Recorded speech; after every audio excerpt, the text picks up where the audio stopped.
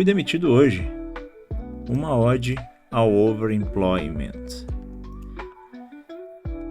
Assim, a gente sempre vê aí alguns youtubers um pouco mais famosos falando que isso não é o ideal e tal. E de fato eu concordo, né? O mundo ideal é um mundo onde você trabalha para uma empresa e essa empresa te paga bem. Claro que trabalhar para mais de uma empresa, seja como freelancer ou como contratado ou como, né, ou ter efetivamente duas empresas ao mesmo tempo trabalhando full time, aí, né, vai a loucura. Mas é claro que não é o ideal. Não é o ideal. Eu sempre falo com um certo cuidado sobre isso. Mas eu quero ler esse texto aqui porque ele tem muito a ver comigo também. Com as coisas que eu passei e como eu trabalhei. Então eu achei que é um texto legal por causa disso. E lógico, né? Vamos sempre atentar às questões de saúde mental, vamos ter cuidado com a própria saúde. Se você está se sentindo, né, sobrecarregado, não faça isso, né? Tenha entendimento de você mesmo para poder falar, não, eu preciso dar um tempo em aqui, porque eu preciso descansar. É importante estar saudável para poder conseguir continuar tocando o negócio. Mas esse texto tem um ponto positivo interessante. E eu acho que esse outro lado do overemployment também tem que ser dito. Trabalhava até hoje, de manhã, em uma das maiores empresas do país. Sempre entreguei tudo o que me foi solicitado e tinha bons feedbacks e boas avaliações de fim de ano. Sempre no nível abaixo do excelente. Por aqui chamam de atinge expectativas. Então você vê que a pessoa que não está no topo, não recebe os melhores feedbacks, mas ele está sempre ali no regular. Ele está sempre ali no ponto que ele... Pode deixar parte, eu acho também que seria, para mim, o ideal. Eu nunca preciso ser o melhor. Eu tô de boa sendo mediano, assim. E, gente, olha, tem hora que a gente tem que entender algumas coisas. Muitas das vezes, a palavra medíocre, ela é usada de forma negativa para depreciar alguma coisa. E isso gera, às vezes, dependendo da forma como você se coloca nesse tipo de comparação, você gera uma certa competição e uma insatisfação interna, uma insatisfação pessoal consigo mesmo. É importante entender que você tem que dar o melhor para ser melhor por você. Mas tudo bem em ser uma pessoa mediana, em ser uma pessoa medíocre. Você não precisa ser o melhor em tudo que você faz. Você, muitas das vezes, precisa ser boa em poucas coisas, né? É importante entender isso também. De a gente normalizar, que cara, eu não vou ser, sei lá, o cara mais técnico do mundo, o motherfucker Elite Code Master, assim. Isso não vai acontecer. Então, nem todo mundo vai conseguir fazer isso. É lógico, você precisa estudar, você precisa aprender, se você está trabalhando como desenvolvedor, você tem que sempre tentar ser o melhor, você tem que entender o que está fazendo, até para não ficar super dependente de ferramentas, lógico, mas cuidado com a cobrança. Cuidado com a cobrança. Eu não sou um bom dev porque eu não trabalhei na Google, eu não sou um bom dev porque eu não sei fazer um lit code sem treinar antes. Eu não sou um bom dev porque eu não consigo inverter uma árvore binária sem antes ler direitinho e fazer um passo a passo para poder entender o que está acontecendo. Cara, não se mate por isso, sabe? Tem toda uma gama de pessoas, cara, que tem que acordar de manhã e simplesmente trabalhar. Eu não tô tirando mérito de quem fez isso. Eu não tô falando que essas pessoas que hoje sabem isso não fizeram isso, inclusive.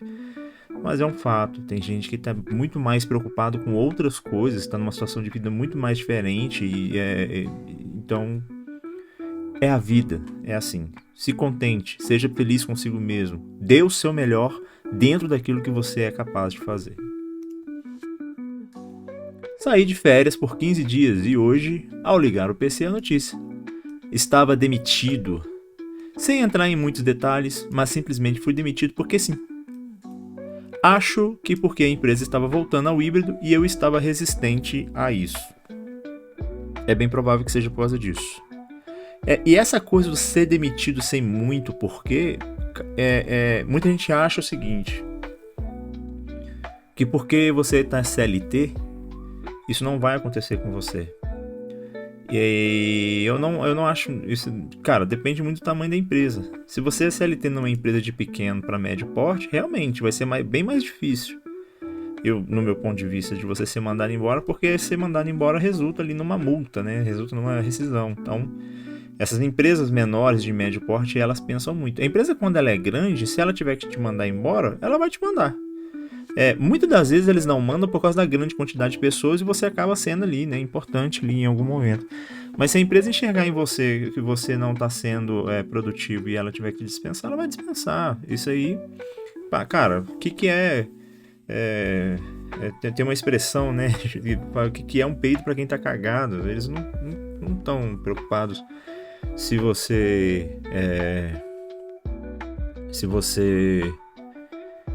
vai sair cara a multa pra eles ou não. Eu já vi gente com 15 anos de empresa, eu trabalhei numa empresa muito grande também aqui no Brasil, e na época que eu tava lá, calhou de ter um layoff, né? Na época lá, de mandar acho que 300 ou 400 pessoas embora. E, cara, com gente com 15 anos de empresa. Muita gente de 10 anos também continuou trabalhando na empresa, continuam trabalhando na empresa até hoje, mas muita gente com 15 anos de empresa foi mandada embora. Então, assim, imagina a rescisão dessa pessoa com 15 anos de empresa. Não sofri. Na verdade, achei bom, porque iria pedir demissão mesmo a qualquer momento. Ainda vou levar a multinha do FGTS no bolso. Não trabalho presencial nem fudendo. Cara, eu não falo nem fudendo. Mas enquanto eu tiver escolha, eu também não volto a trabalhar presencial. Eu vou voltar a trabalhar presencial quando realmente agora não tem jeito mais. Eu preciso voltar a trabalhar presencial. Mas enquanto eu puder evitar, eu vou evitar. E por que eu não sofri? Porque desde 22 eu estou overemployment, para quem não entendeu, para empresas dos Estados Unidos. Já passei por 3, todas pequenas. Na atual estou há 1 ano, sempre com 2 empregos. Na americana eu tiro em média 40 mil limpos. Tá ganhando bem. Na brasileira, cerca de 12k pré-impostos. Aqui tem um ponto muito importante, ó. 8k limpos. Inacreditável. Cara, lógico, não é só dinheiro. Tem que se avaliar um monte de coisa quando você vai trabalhar para fora, porque você vai ter que abrir empresa e tal. Mas a diferença financeira é muito grande. É muito grande. Você chegar no final do mês e você, entrou 40 mil no bolso aqui e tal. Lógico, nem toda empresa vai ser assim, tá, gente? Eu vivo falando isso aqui. Não caiam nesse conto do vigário de achar que vou trabalhar pra gringa e vou ganhar 40 mil. Não vai ser assim. Não é toda empresa que vai te pagar 40 mil, tá? Mas ainda assim é um negócio muito bom, tá? É um dinheiro que entra assim e que realmente muda a perspectiva. Muda muito a perspectiva financeira da pessoa. E esses 12k aqui, você vê que para imposto, olha pra você ver, depois que tira tudo, os impostos, FGTS, INSS, essas coisas todas, sobram 8k limpo. E eu sei que era isso, cara. Coincidentemente, eu tava ganhando muito perto desse salário aqui quando eu tava na última empresa que eu trabalhei aqui no Brasil. E assim, é bem chega a ser um pouco triste, pra te falar a verdade, né? Você vê que você trabalha, você exerce a mesma... Inclusive foi um dos porquês. Por que eu escolhi trabalhar pra gringa? Não foi escolha, não foi por sonho, não foi por nada. Foi porque, cara, se eu vou ficar fazendo crude ganhando isso aqui no Brasil, eu ganho isso aqui, faço a mesma coisa ganhando isso aqui pros Estados Unidos. Porque, assim, a gente idealiza, lógico, tem todo projeto tem lá a sua inteligência de mercado, tem um monte de coisa que tá em volta desse... Mas a grande maior parte do trabalho, ele é repetitivo. Você vai ficar fazendo ali coisas, adicionando feature novas, mas... E aí é onde tá, né? Vou ficar passando raiva ganhando 12, 15k no Brasil, passo raiva ganhando 40 mil pra uma empresa gringa, é bem melhor. A PLR era gorda e os benefícios eram muito bons. O que me manteve na empresa muito tempo também foi justamente os benefícios. Então fiquei nas duas, até porque a carga de demandas era bem suave na BR. Isso aqui é importante, ó. A carga de demandas era bem suave. É um cuidado quando você está trabalhando com duas empresas. Você tem que ter certeza que você vai conseguir entregar nas duas. Muitas vezes, quando eu estou, por exemplo, para escolher, quando eu estou para trabalhar em empresas, mais de uma empresa ao mesmo tempo, eu sempre tomo bastante cuidado nisso. Eu fico um tempo prestando atenção na demanda. E se eu sentir que a demanda está muito igual nas duas e muito alta, eu tendo a sair de uma e ficar só com uma. Por quê? Mais uma vez, o dinheiro é legal, é importante, mas acima de qualquer coisa, a saúde mental ela tem que estar em primeiro lugar. E se você se sobrecarregar de tarefas no dia para poder fazer e dar uma estafa mental, é muito pior. Então, essa coisa da demanda, da carga de demanda, você tem que saber balizar. Normalmente, quando eu estou trabalhando com duas empresas, eu tento não passar de duas. Às vezes ali tem duas, mas um freelazinho, um sitezinho, um WordPress, por exemplo. Mas eu tento manter sempre duas empresas. Então eu tento pensar assim, cara, no máximo eu posso trabalhar 4 horas em uma e 4 horas na outra. Pode acontecer de ser 6 horas de uma, 2 na outra. Pode acontecer de ser 7 horas e no outro dia eu não tenho nada para fazer e no outro dia eu dedico só a outra empresa. Pode ter diversas configurações. A questão, não existe uma regra clara de todo dia você bater 4 e 4. Mas é importante que você tenha tempo para dedicar a cada empresa de forma razoavelmente igual, dentro da demanda de cada um. Se na demanda de cada um tiver como você dedicar igual, ok. Sendo overemployment, consegui quitar na minha casa. Aqui, ó, isso aqui é lindo. É sobre isso aqui. Pra mim já foi suficiente. Acho que vou tirar um tempo e ficar só com um trampo. Daqui uns 6 meses eu arrumo outro para os Estados Unidos e foco na aposentadoria. Pronto, é isso aqui, é sobre isso aqui, ó. Nós vamos falar sobre isso aqui. Mas é isso, nunca tenha o dó de CNPJ, seja egoísta, mas entregue o que deve ser entregue. Se você for júnior ou pleno, jamais faça isso. Forte abraço e viva o overemployment. Aqui, ó, é que ele mandou o recado. Ó. Se você é júnior ou pleno, jamais faça isso. E por quê? Se você é júnior ou pleno, você está num momento da carreira em que você tem que se desenvolver. Você tem que aprender o máximo possível. Você não está na hora de sobrecarregar com o trabalho, óbvio, dada a realidade de qualquer pessoa. Se trabalhando numa empresa só você consegue se virar, o mundo ideal é você realmente seguir com uma empresa só. Júnior nem pensar. Júnior pra mim é realmente não faça isso mesmo. O pleno ainda pode ser que consiga ali fazer um freela ou outro, mas cara, tenha muito cuidado. Sobre ser overemployment, e aqui, cara, eu tenho que falar um negócio. Tem um relato pessoal, assim. Eu vim de uma família muito pobre, né? A gente não passou fome, a gente moramos aqui em casa mais de 20 anos de aluguel, nós não tínhamos nem casa própria, assim, isso é uma grande realidade da grande maior parte da população do Brasil, inclusive. E é importante a gente entender, assim, que muitas das vezes a gente tem que fazer coisas para resolver essas questões, né? E muitas das vezes trabalhar para mais de uma empresa é a solução que tem. Muitas vezes trabalhar e fazer. Meu pai fazia isso. Meu pai, para poder conseguir as coisas dele, comprar o lote, pagar um carro, meu pai tinha que trabalhar muitas vezes em duas empresas. Meu pai trabalhava em uma, saía e fazia bico em outra. Na época era um caos. Então, essa é a realidade de grande maior parte da família brasileira. Muitas das vezes, muitas famílias vão mudar de status social por causa disso. Aqui em casa, eu posso falar com certa tranquilidade, assim, mudou muito a forma como a gente vive aqui em casa. Deu pra gente uma segurança financeira, deu pra gente uma tranquilidade. Minha casa, eu construí minha casa também com overemployment, trabalhando para 2 empresas.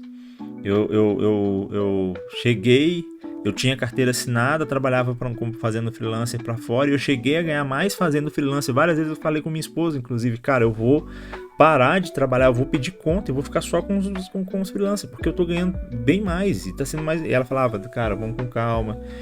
Minha esposa também sempre muito sábia no sentido de me dar conselho, nesse, né, tipo, pô, segura aí, talvez, porque o freela daqui pra ali acaba, trabalhar pra gringa não é fácil, eu já gravei um vídeo aqui falando sobre isso. Cansa, porque você tá o tempo todo falando em uma língua que não é a sua língua nativa. Cansa, porque a qualquer momento eles podem te mandar embora. Eu, no momento, por exemplo, eu não tô trabalhando, eu tô sem projeto, eu tô aguardando o projeto meu ter uma nova rodada de investimento. Isso é uma bosta, porque eu tenho que ir lá e ficar procurando freelancers para poder fazer. Às vezes acha, às vezes demora mais, às vezes demora menos. Então tem uma série de questões. Se você for um cara mais ansioso, por exemplo, bicho, você vai passar rabo. Eu tenho algumas questões com ansiedade, mas eu tô tratando, então eu tô mais tranquilo dessa vez, porque eu tô tomando remédio. Mas pra ansiedade, então, eu tô conseguindo ficar mais tranquilo, cara. Mas é um negócio muito, muito doido, assim. A CLT trouxe pro brasileiro uma falsa sensação de segurança que eu acho que prejudica e ajuda ao mesmo tempo. Porque a CLT, né? Enfim, aí tem outras questões que a gente pode conversar em outro vídeo sobre PJ e CLT, quais as diferenças e tal, mas é um ponto que a gente tem que pensar nisso.